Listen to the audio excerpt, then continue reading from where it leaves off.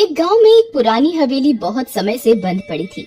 गांव के लोगों का मानना था कि उस हवेली से रोने और चीखने चिल्लाने की आवाजें आती हैं। एक दिन शहर से सुमित का परिवार अपने दोस्त के घर शादी में आया।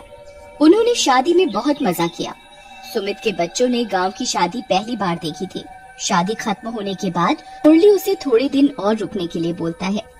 अरे सुमित, थोड़े दिन और यहाँ रुक जाओ, फिर पता नहीं तुम्हारा कब आना होगा। पहली बार तुम परिवार के साथ गांव आए हो, इधर थोड़ा घूमो फिरो, गांव की सैर करो, बच्चों को खेत दिखाओ। तभी सुमित के बच्चे सुमित से रुकने की जिद करने लगते हैं। सुमित अपने बच्चों की बात मान जाता है और थोड़े दिन रुकने के लिए तैयार हो जाता है। ठीक है, मैं थोड़े और दिन गांव रुक जाता हूँ। ये सुन बच्चे बहुत खुश हो जाते हैं। इतने में मुरली और सुमित के बच्चे बाहर खेलने के लिए जा रहे होते हैं। पापा, हम खेलने जा रहे हैं। हाँ बेटा, जाओ, पर याद रखना पुरानी हवेली के पास नहीं जाना। जी पापा जी, ठीक है। रास्ते में सुमित के बच्चे रोहन और शालू मुरली के बच्चों चुटकी और कालू से पूछते हैं। मुरली अंकल पुरानी हवेली के पास जाने के लिए मना क्यों कर रहे थे? अरे रोहन, पुरानी हवेली की बात मत करो, मुझे तो वहाँ पर जाने से बहुत डर लगता है। क्यों कालू, ऐसा क्या है उस हवेली में? रोहन, उधर एक बहुत खतरनाक चुड़ैल रहती है। क्या चुड़ैल? ये चुड़ैल भूत कुछ नहीं होता। नहीं रोहन, वहाँ सच की चुड़ैल रहती है और उस हवेली से चीखने चिल्लाने और हंसने की आवाजें आती हैं। चारों बच्चे हवेली के पास एक पार्क में खेल रहे होते हैं। एकदम से रोहन को हवेली में जाने का ख्याल आता है। वो सोचता है आज हवेली में जाकर देखते हैं कि ऐसा उसमें क्या है, आखिर कौन चीखता है इस हवेली के अंदर। चलो कालू, चुटकी और शालू, आज इस हवेली में जाकर देखा जाए कि इसमें अंदर कौन रहता है। जी भैया, आज हम अंदर जाकर पता लगा कर ही रहेंगे कि आखिरकार चक्कर क्या है। नहीं, मैं उस हवेली में नहीं जाऊंगी, उधर पापा ने जाने के लिए मना किया है। हाँ, हम उधर नहीं जाएंगे, उधर चुड़ैल है। रोहन, एक दिन उस हवेली में हमारे पड़ोसी की बकरी भी चली गई थी और कभी वापस लौट कर नहीं आई। तुम्हारे पड़ोसियों की बकरी इधर तक कैसे पहुँची? एक दिन वो अपनी बकरियों को खेत से चराकर घर की तरफ जा रहा था, तभी उसकी एक बकरी हवेली के अंदर भाग गई। उसने उसे पकड़ने की बहुत कोशिश की, पर वो नहीं पकड़ पाया और बकरी अंदर चली गई और कभी वापस लौट कर नहीं आई। मुझे तो आज इस हवेली के अंदर जाकर देखना ही है कि आखिर इसमें रहता कौन है। अगर तुम अंदर चले गए तो वापस नहीं आ पाओगे। कोई नहीं, मैं अंदर जा रहा हूँ और तुम्हें भी चलना है तो चलो। उसके साथ उसकी बहन शालू भी जाने लगती है। ये देखकर कालू और चुटकी भी हिम्मत जुटाकर रोहन के पीछे चल पड़ते हैं। जैसे ही बच्चे हवेली के अंदर घुसते हैं, हवेली का दरवाजा अचानक बंद हो जाता है। बच्चे बहुत बुरे तरीके से डर जाते हैं। रोहन जोर से चिल्लाता हुआ, कौन है? कौन है? कौन है? पर उधर कोई नहीं था और बच्चे उस अंधेरी डरावनी हवेली में फंस जाते हैं। वो गेट खोलने की कोशिश करते हैं पर गेट नहीं खुलता। मैंने तुम्हें हवेली के अंदर आने के लिए मना किया था, तुमने मेरी बात नहीं मानी और देखो हम हवेली के अंदर फंस गए। भैया, अब हम भी और लोगों की तरह बाहर नहीं जा पाएंगे। हमें ये चुड़ैल अंदर अपने पास ही रखेगी और मार देगी।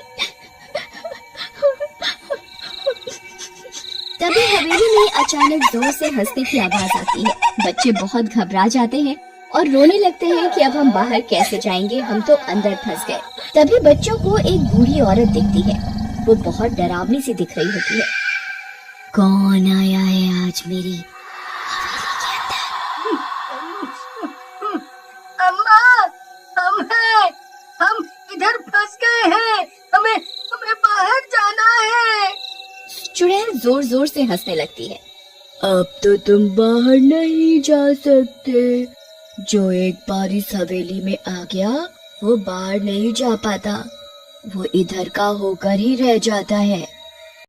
अम्मा, हमें जाने दो, हम सारे गलती से इस हवेली के अंदर आ गए हैं और ये रोहन और शालू तो हमारे घर छुट्टियां मनाने आए हैं। नहीं, मैं तुम चारों में से किसी को कहीं नहीं जाने दूंगी। तुम सब भी मेरी तरह अंदर बंद रहो और इस हवेली को और भूतिया बनाने में मेरी मदद करो। ये सुनकर बच्चे बहुत जोर जोर से रोने लग जाते हैं कि अब ये चुड़ैल उन्हें बाहर नहीं जाने देगी। अरे रो मत बच्चों, मैं तुम्हें कुछ नहीं कहूँगी।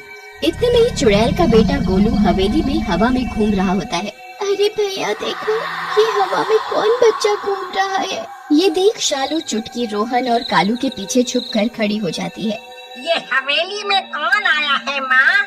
देख बेटा, ये तेरे जैसे बच्चे हैं।